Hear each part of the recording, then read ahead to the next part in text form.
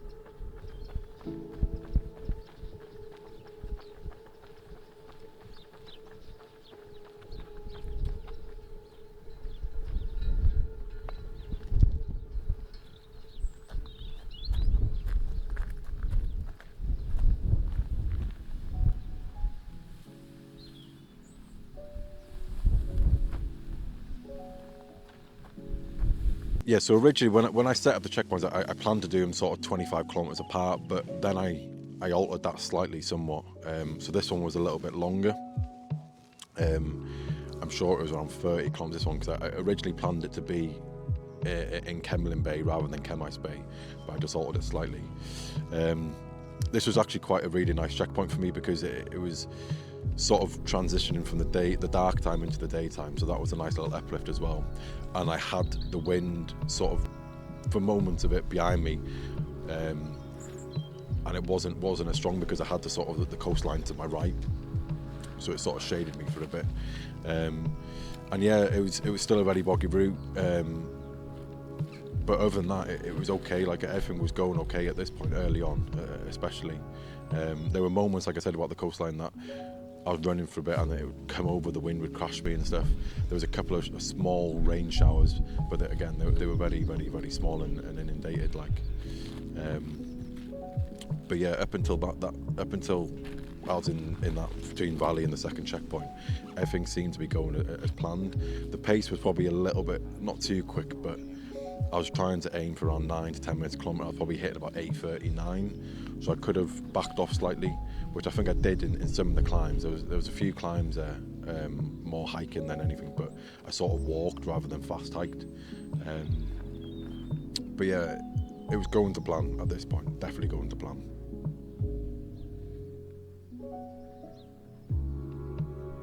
So it was about 30 kilometres, and I think about 600 metres of vert overall between that section, as far as I'm aware. And again, it was boggy in some parts, but then there was other parts it wasn't too bad. But between this checkpoint and then obviously going into checkpoint 3 is where my feet started getting a bit squelchy, and I wasn't getting nervous about it, but I was a little bit worried about how damp they were getting. But I carried on. It was one of those. I just carried on with it.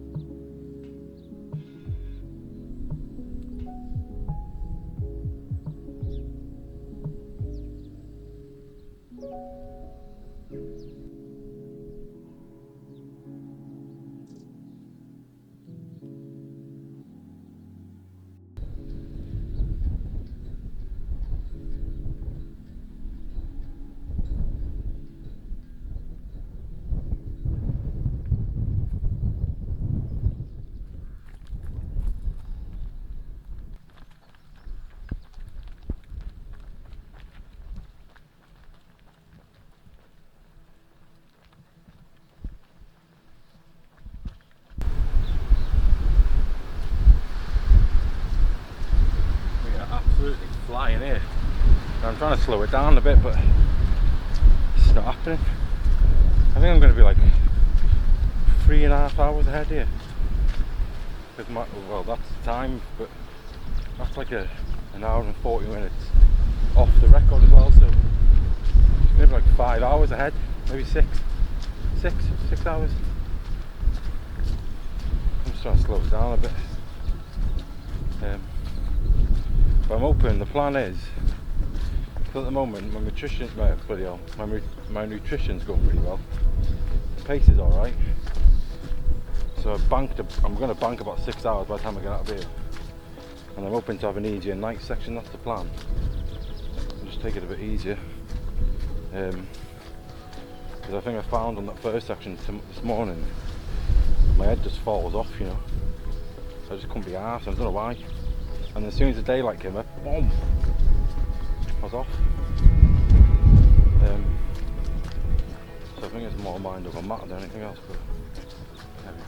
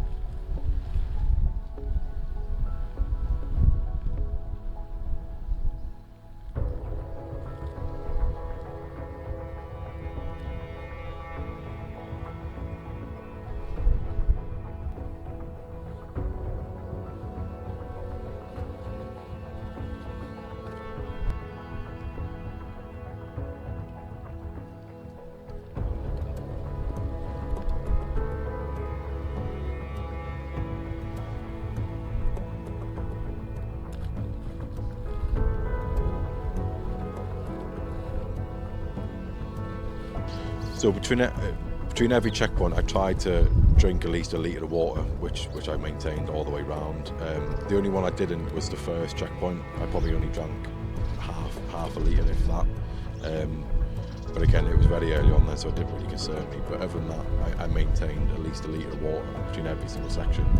So this is one of my smaller checkpoints, and the reason I did it smaller than the rest, because it's only 15 kilometres overall, is because the elevation in between, it's around 600 to 800 elevation, because there's a couple of deep climbs.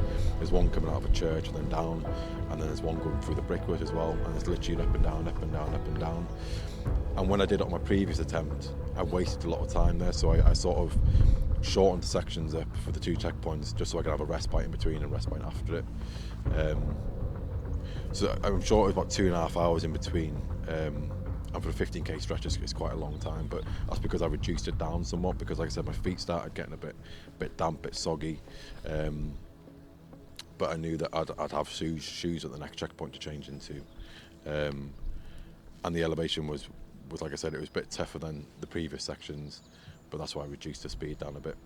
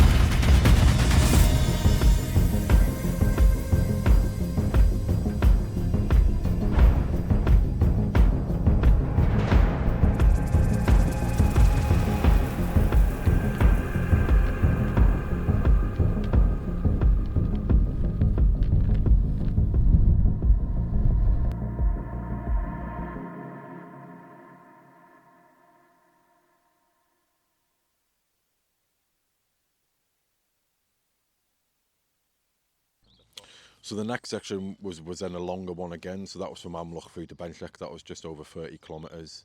I'm not exactly sure on the elevation, but it wasn't as tough as the previous two, because there was quite a few nice little flat patches there, especially like Cliggery Beach and stuff like that. This part of the route overall was a bit drier and a bit more easier for me to do. A lot of the coastal path that side wasn't as wet as it before, and there was a few rocky sort of terrain areas as well, so it was a bit easier to run on. And like I said, I just had to change the shoes as well.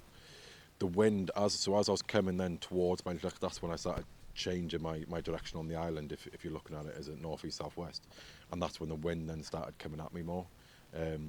So for the best part of it, I was probably running into headwind. But again, the nutrition was going down well. I wasn't eating as much, because I was using jelly baby as well as sort of extra carbs. I reduced them down somewhat because I think I was getting a bit too sugary. But the gels are still going down all right. The fluids are still going okay. And yeah, overall, I was still fairly happy at this point. Again, the weather was starting to play a part now though, but I was still fairly happy now.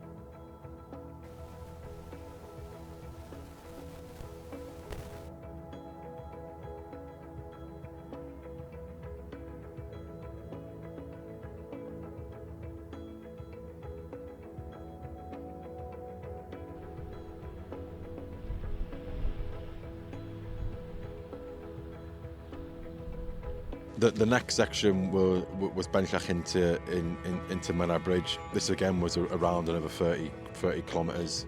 The elevation wasn't as grueling this time. There was a lot of flat patches. The only part that was a bit difficult was coming onto Penmon Point. There's quite a few hilly bits there.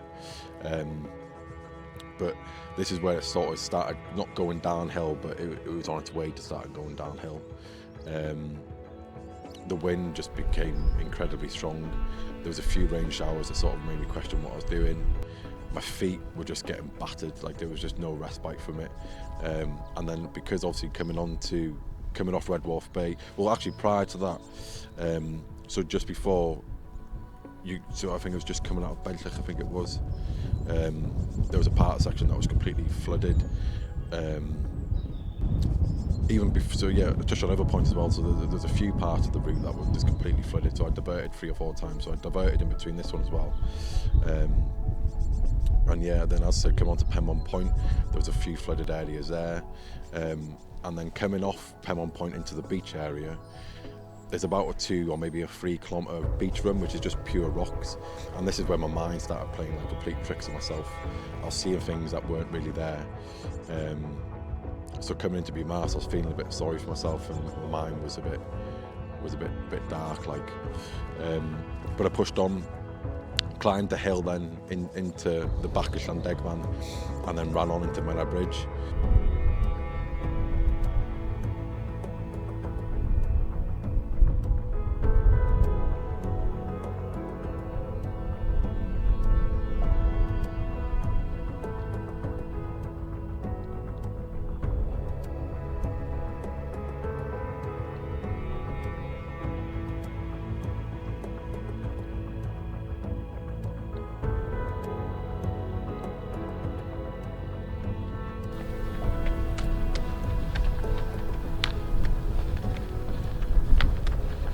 Halfway, well ahead of time, I think.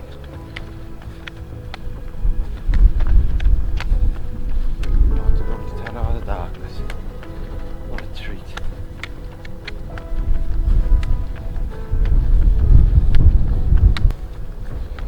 I think it's all going to plan though so far. I've not fallen off a cliff yet. I've had some weird moments like, but it's all okay at the moment.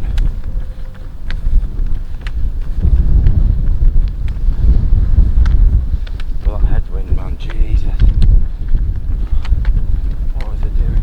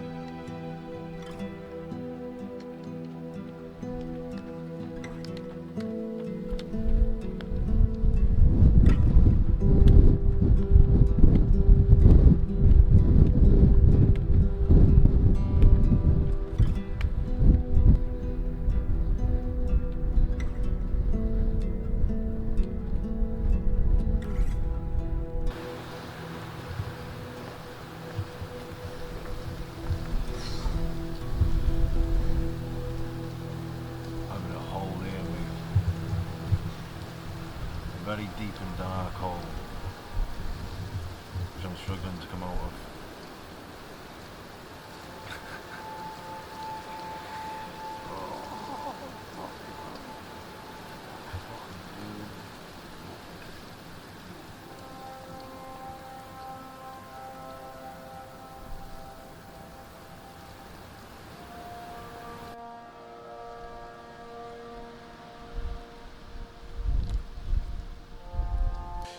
Up until Penmon Point, everything the admin side was perfect. Obviously the conditions and everything that was getting thrown against me wasn't, but I was still keeping on top of things, and I was still pushing forward. I was still going, but I was still running. I was still doing everything.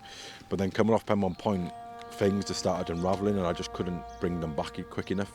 So like as I've come off Penmon Point, I've then gone into that beach section, and it was just it started lashing it down. The wind was in my face. I slipped about 3 or 4 times. I started seeing owls that weren't even owls, and yeah, it was all just a bit bizarre, and I just couldn't bring myself back from that.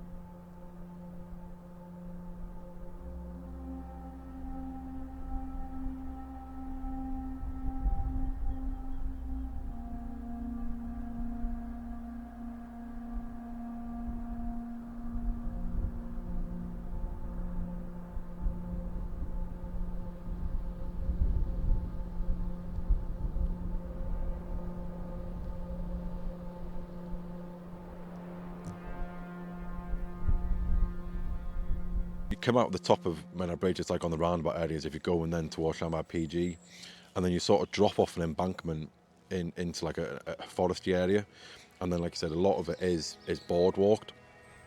So for the first maybe 500-600 meters, it was all okay as you entered the forest, but then the moment you so it's sort of diverse, so the boardwalk goes to the right and boardwalk goes left, and you follow it round. As you come off that, it was just completely flooded. So I tried sort of going through a bush line or a tree line to try and get around it somewhat, and then that was flooded again. And again, I just thought, I don't know if I want to keep doing this, because I'd already done it previously, diversions, 3 or 4 times during the day, and I was just adding time on, and I think because of how mentally drained I was, I just couldn't sort of process it all, and I just thought I had enough, essentially. So yeah. Then I stopped at a shop, which I promised I wouldn't do, so I think that just gave me an urge to sort of just chuck the bucket in when I shouldn't have, but and then obviously coming out of Llandegfan and back into Menai Bridge, because I knew a checkpoint was close, I was just pushing, my mind was pushing me to just stop, but I did push through it for a bit, and then again, like I said, once I went down to the boardwalks after Menai Bridge, that was just the final nail in the coffin, and I just couldn't bring myself back around, unfortunately. But yeah, it's something I'm gonna work on. It's the main aim of this whole thing was, yeah, there was a record there to be taken, but it was always to be about pushing myself to its absolute limit and seeing where I could break, and I literally did that. I literally broke myself, so I definitely achieved in that sense, and there's no two ways about that. Yeah, I think that's so the summer plans at the moment, or even the I don't think you call it seasonal, but the only plans I've got in place now is I've got a little Snowdon Ultra booked in July, and I got a couple of fell races in between just to sort of build some things, but I think I'm going to go for the Ring of Fire in September and give it, because I do want to get, because I've never got round altogether. I've done obviously sections of it, so I would like to achieve it. In obviously that'll be a 3-day event, that, but and it'll be marshalled, and it'll be checkpointed, and it'll be so I think that'll be, and it'll be a nice environment because it's in a race environment, which are always brilliant to be involved in. So yeah, I'm thinking I'm going to give that a go.